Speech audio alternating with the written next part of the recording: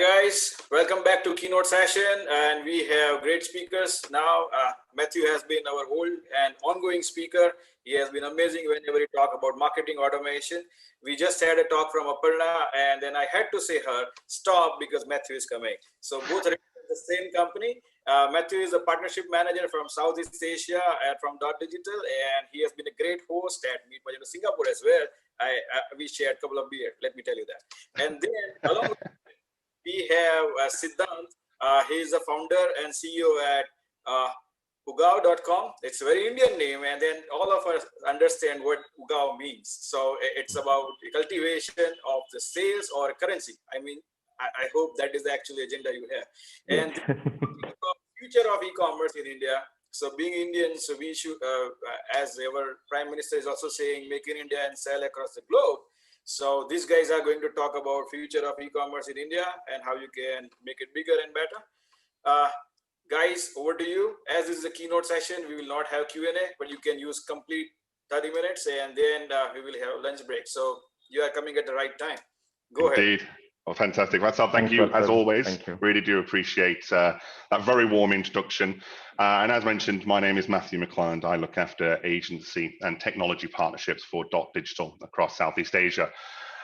We'll be talking a little bit today, and I'll be bringing Siddhant on just a little bit through the presentation to get his thoughts and kind of experience as we grow e-commerce within India. But to start off with, I want to just give just a brief introduction, kind of the state of the market globally. As we start to use the learnings across different regions to enrich what we do in different markets. For those that haven't come across Dot Digital before, we are an all-in-one marketing automation platform, allowing merchants to communicate with their customers across email, SMS, live chat inbound, WhatsApp, social retargeting, being able to build workflows and automations that drive loyalty for your customers and also generate higher GMV for merchants. The goal is to deliver an omni-channel experience as your customers shop with you as a brand. Now, our CEO, McClelland Patel, has famously said that what remains committed to Dot Digital is our commitment to partners and technology. And it couldn't be further than to true when we look at the relationship that we have with Adobe. They've spent hundreds and hundreds of hours reviewing the code of our integration between e-commerce and marketing automation, or Magento and Dot Digital, to bake the actual integration into their core code. And that provides so many benefits for merchants, for agencies, for developers in being able to leverage the great power of e-commerce with Magento and then the best of breed marketing automation platform. There's much more about who we are as an organization that you can kind of take from the slides, which we'll be sending out afterwards. But one of the things I wanted to focus on is the kind of state of 2020 and where we saw ourselves. And I don't think it would be a presentation if we don't mention end of life for Magento 1, 3 years in the kind of making. It came to fruition, and clients had to, and merchants had to look at obviously alternatives. And it was a natural progression, lots of communication, but it still got to 2020 and questions were being asked, and merchants were coming to tech providers, to yourselves, developers and agencies, asking the question, what do I do now?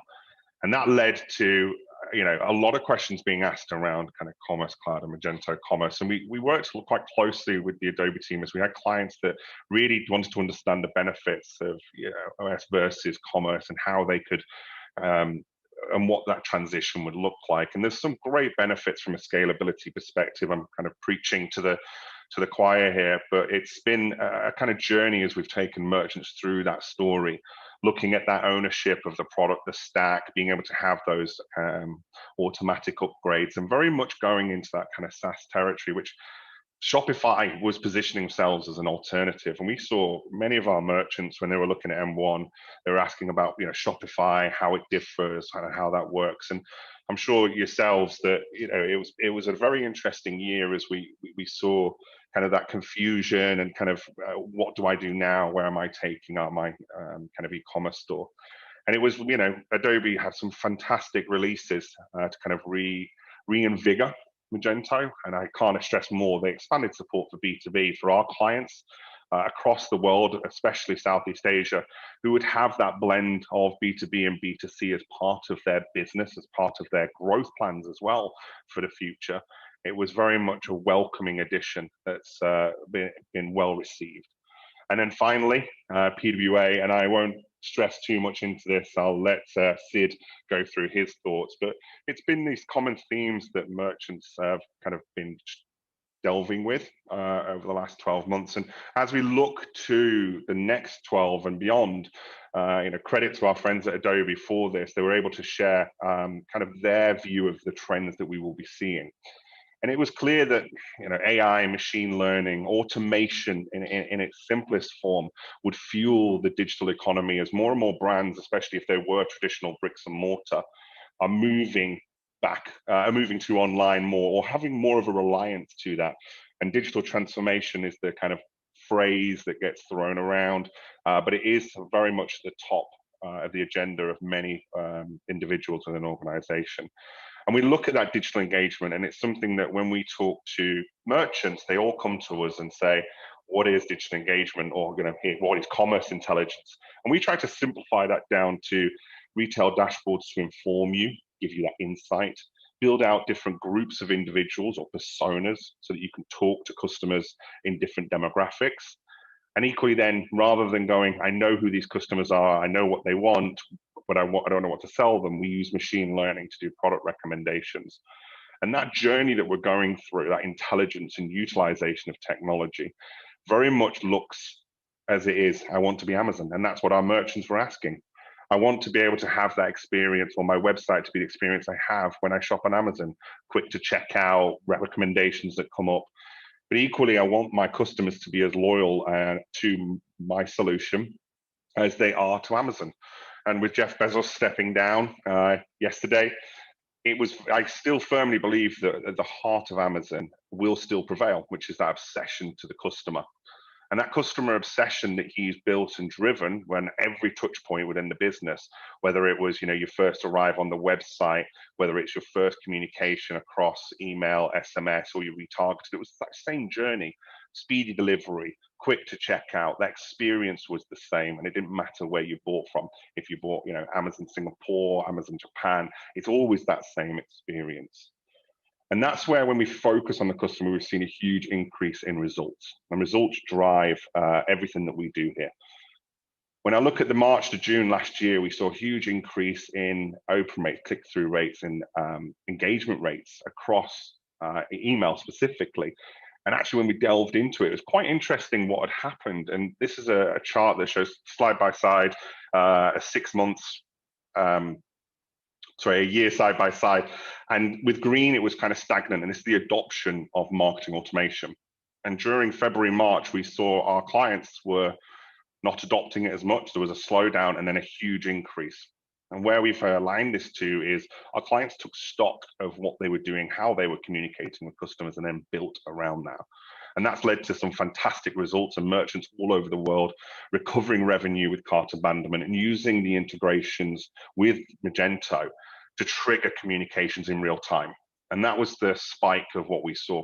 Customers were connecting up their solutions to deliver a better experience, really obsessing about how the customers are talked to, what content they receive, and on what channel. And it'll be no better than to kind of just give you a brief announcement. As of we've released it now, but as part of the 2.4.2 release of Magento, you'll be able to use transactional SMS. And this allows you to build that journey just as if you were Amazon. Shipping notifications, new order confirmations can be done not just as traditionally through email, but in regions and markets where SMS is much more prevalent. I am seeing India is obviously one of those. We can do that as a way of communicating with a customer on the channel that they want to be communicated on. And with that, it gives me great pleasure to introduce Sid, who's going to talk a little bit about Ugao. Hey Matthew, hope you're doing great today. So thanks for having me present about Ugao and helping people to understand, and the entire Magento community to understand like where we are going, what's the future in terms of e-commerce, and how how we are possibly tackling this entire situation. So I'll start with a brief introduction on Ugao. So Ugao's vision is to essentially make Earth a better place to live in. So the best way to do this is to increase the green cover and create spaces for nature or plants at home and our offices. So we are an organization with a firm vision to help people go green, encourage them to grow their own food and feel good about themselves being sustainable. So what we do to achieve this is essentially we produce a lot of rare and exotic houseplants which can grow in low light settings, and they also add value to one's life through mental wellness and enhanced decor. So we as humans have always been, connected to nature, and this is proven by, the phenomena called biophilia, which is humankind's innate tendency to connect with nature. That's why we go outdoors, we go for nature trails. So it's better to start bringing nature indoors, since we are mostly like stuck to the screen. We live in these concrete jungles. We hardly get time to, relax, exercise in the open and all. So now it's time to get all the plants, get nature, and really, get those green thumbs going, so that you feel good about yourself. You're reducing the carbon footprint. You're leading a sustainable life, and also it feels better that we are kind of handing over a better world to the next generation. So in terms of Magento, I wanted to highlight, why are we different than the other stores out there? So if we consider fashion, if we consider electronics, decor, so there's a lot of phobia within people about having plants at home. They're not really comfortable. They always have this thing, oh, okay, I'm going to kill this plant. I don't want to have plants at home. I'm sure I'm not going to succeed. So we were always like a different kind of a company, wherein a lot of our customers needed the hand holding. They needed all the information on, what are the advantages of bringing plants at home? Why is it worth buying a plant in the first place? How to water that plant? What kind of fertilizers should I give to those plants? When should I change the pot? When should I put it in a bigger pot?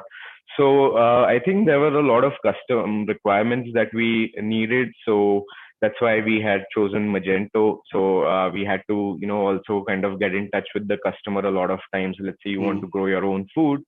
You start with the seed. So, but then you don't know how deep should you sow the seed, when to water, how to water, when to like transplant it into a bigger pot, when to harvest, if there's a caterpillar on the plant, like what to do. So our business always needs us to get in touch with the customer quite often. So I think Magento and Dot Digital both together created this perfect journey, enabled the proper hand holding that our customers need. So really, I'm there with you. I've many houseplants have suffered at my lack of green fingers. But I think from a technology stack perspective, one of the things that we talked about in preparation for this was kind of the why of Magento, but also the process that you went through. As we look at the number of technologies that are out there in the space. What was it why Magento, and what was the kind of process that you went through to kind of make that selection? So we started Ugao about 5 years ago. I think, Magento had that trust. It was always scalable rather than the other options out there. We had very custom requirements, and I think Magento has great partners. That's the best thing. A lot of companies all around the globe are working, developing tools and developing softwares which kind of integrate with Magento very well. So it's very essential to have the perfect tech stack. Matthew, as you said, like everyone wants to be the Amazon, for their specific category, and it's really difficult. It took a lot of engineers for Amazon to do that. But for like a young startup like us, which is bootstrapped, does not have enough funds, we wanted to come up with a very sustainable ecosystem and a good tech stack, which enables at least us to kind of scale and grow. So, there are many essential things in the e-commerce world, for example, search. So we did our research for almost about 2 to 3 months on, which tools and which companies are we going to go with. So Clevu was the one that we selected for search. I think they have a great search engine. They have recommendations, and they also give us inputs as to like what all was searched in a specific period of time. Nosto has been great for on-site recommendations, kind of showing the right products. As I said, people don't know much about plants, so Nosto helps us, really showing what pot goes well with this plant, or if you're buying seeds, what all else do you need to have a successful journey growing your own food. Then we also looked into like we wanted to build a very loyal customer base, so we had Yotpo for the loyalty program, and I think it has played out wonderful for us. We have our own plant parent club where all of these passionate plant growers are a part of it. We engage with them regularly through like surveys and webinars and all of that. And all of this was possible through Dot Digital because we could get in touch with our customers quite often. So Dot Digital, we run a lot of automations. As I said, this hand holding that is needed. So right from the the point where the customer lands on the website, right after like he has made the first purchase, we send them a lot of information, we send them a lot of content, we build the confidence in them that if you've bought 2 plants, maybe it's time to buy the third one, the fourth one. And we give out all the information through Dot Digital's wonderful automations. We are also developing new sensors which give you alerts, and we are using Dot Digital as a platform to push notifications through SMS and WhatsApp as well. So while doing the research, we did come across other tools like WebEngage and Klaviyo, which is one of them. But Klaviyo, we thought that WhatsApp is a big thing in India because a lot of customers are on WhatsApp, and the open rate is tremendous compared to SMS or anything. So that's why we chose Dot Digital. And if you look at WebEngage, which is like Dot Digital, but it was really lacking the integration. I think that's what adds value. Not a lot of companies our scale have like a team of developers, and also having ready integration is really nice. And seeing that tech stack work together is amazing. It's really interesting you mentioned around WhatsApp and WhatsApp, Facebook, Mark Zuckerberg's world. There's a lot going on in India, and there's like a lot of news. How is it affecting you as a business? I think Facebook has always been aggressive in India since the beginning. They have good connectivity with the government. A few years ago, they had come up with Facebook One, where they wanted to connect the rural parts of India. So I think they're working very closely. And recently, like when Facebook and Google both invested in Jio, which is like the largest telecom giant in India and has the biggest customer base, it was pretty evident that Facebook is looking at India as like a pilot testing model for the newer technologies that they're going to launch. For example, WhatsApp came up with payments. Right. Recently, I was going through the WhatsApp policy that was launched recently, and I could see that promotion word sneaked in. So I won't be surprised if, they're going to start promotions in India first through WhatsApp. They have already started transactional and alerts through WhatsApp. So I think Facebook has a good overview. Facebook is very bullish in India that they're going to be able to experiment. They're going to kind of go through a few regulations and kind of work very closely with the government to make sure that newer technology is rolled out and they get a mass audience to test this technology through. And it's obviously one of the networks. We've talked about before about kind of personas, different groups of customers. How is it different? We've got Facebook, we've got Instagram, you use WhatsApp, you've got a lot of channels that you use Dot Digital to kind of communicate with. How does that impacted by kind of the groups of customers that you service? I think if you look at the Facebook consortium, Instagram is used more by the millennials. So I would say like 24 to 38 are more on Instagram. And if you're looking at, 38 to 55, they are more on Facebook. And if you look at even, like the tier 2, tier 3 cities, they are more on WhatsApp. So Facebook has a wide reach across all the audience in India. So we can use like, Instagram for targeting the younger audience, Facebook for the elder audience. So we can really push the right kind of content, the right kind of products, and market them through different platforms, targeting like different age groups, different kind of customers. So it really helps, like, you have this one consolidated platform to do it for you. You mentioned targeting, and I don't think we could move on from targeting without talking about the Apple versus Facebook.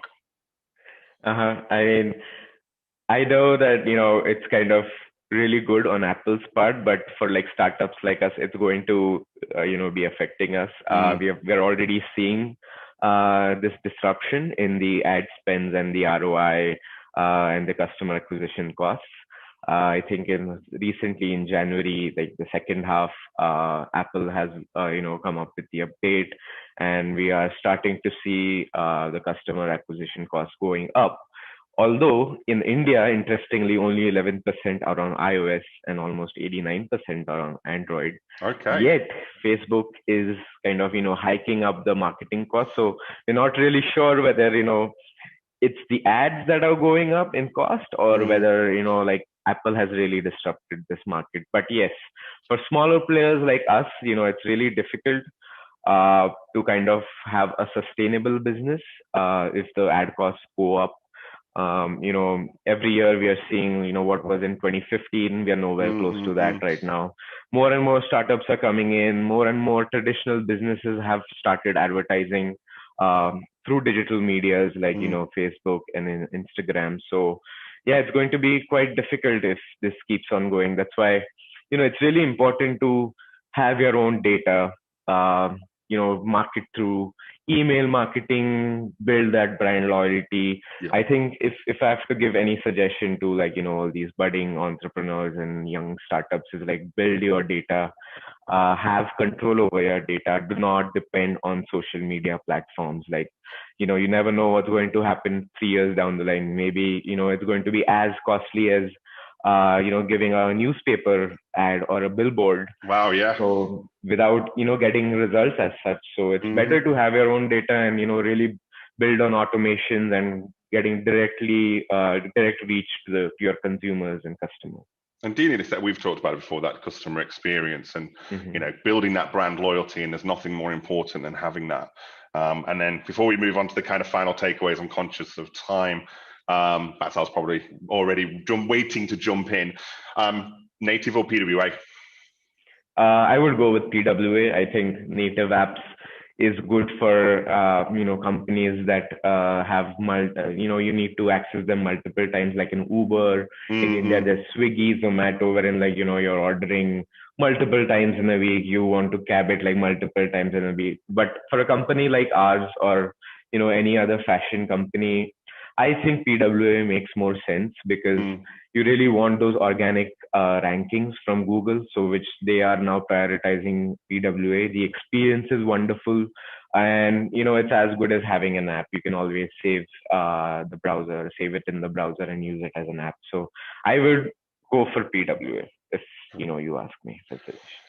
No, that's great. And again, you mentioned something before which was quite important. Google prioritizing PWA over native, and awesome. I'm sick of swiping through my iPhone to try and find the app that I wanted. I'm thankful they put that search function in. There's a couple of key takeaways that you've put here, which you've mentioned before. Foundation is based on the ecosystem. Building a sustainable business relies on you having that tech stack. We've kind of put some more of the building your own data we mentioned, and don't spend blindly on ads. Have that tracking, have that attribution. Use GA to kind of to capture the information, and ultimately loyalty will be rewarded. Is there anything else that you'd want to add on to that? So I think in India, loyalty matters a lot. Like, people in India don't change brands that often. Yes, there is a certain segment that will always be price conscious and keep jumping from brands, but the majority who are online buyers would prefer to stick to one brand for that specific segment. So it's really important, I think, in India to build a loyalty, to keep in touch with your consumers, with your customers, so that they keep coming back and keep shopping from you? Can ask more. There's a couple of programs that we've talked about, recommendation, upsell, some of the future of where you'll be utilizing technology to better that customer experience. But ultimately, the journey looks like this, which is fantastic in how quickly you've been able to utilize technology to build out what is essentially, nurturing, to use the phrase, a customer from fear of I'm going to unfortunately kill this plant to being, very confident and feeling that they know what they can do, which is once you've got that confidence and you're happy with the product, it will lead to obviously more of that loyalty. Yeah. We've got the last point. Did you want to kind of go through this before we close off? So at Ugao, we have a wonderful development team and we're always looking to innovate. So we are already working on PWA since the last 3 months. There are a lot of new things that are coming in, like sensors and interesting things. So I would like to take advantage of, speaking on this wonderful platform where a lot of Magento developers are watching us. So if you are looking, and I know these are tough times, but if you are looking for a job, and if you have 5 years and more of experience, we are actually looking for a senior developer, also somewhere in the range of a CTO. If you're interested, please reach out to us. You can email hr@ugao.com and we would love to take this forward. Fantastic.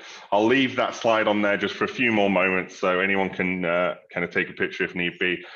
Sid, thank you once again. It's an absolute pleasure to host you today. Vatsal, to everyone else, Meet Magento, thank you again for the opportunity to speak. We'll be sending out the slides. The team are available if you would like to talk to anyone at .digital, and look forward to the next one. And hopefully, Vatsal, you'll be the one hosting again. Yep. Thanks for insightful talk. I think people got a lot of lessons from the case study of Ugao. It's always good to hear a client talking along with you. So yeah, I think you have used all fascinating things and you have persuaded Indian buyers. So it's important to know the pulse of the buyers so that you can do well. And yeah, I'm also going to talk on the similar lines at 1:30. So guys, go for a quick lunch. I'll be coming back with RFM and customer psychology, which is also a favorite of Matthew. Okay, it was fantastic talk. Thanks, Siddhant, and thanks, Matthew, for being with us. Guys, go for a quick lunch. Come back at 1:30. Many people, I, Vinay, all will be live. We'll be waiting for you guys. Thank you. Thank you again. Thank you, guys. Have a great day. Thank you, Matthew.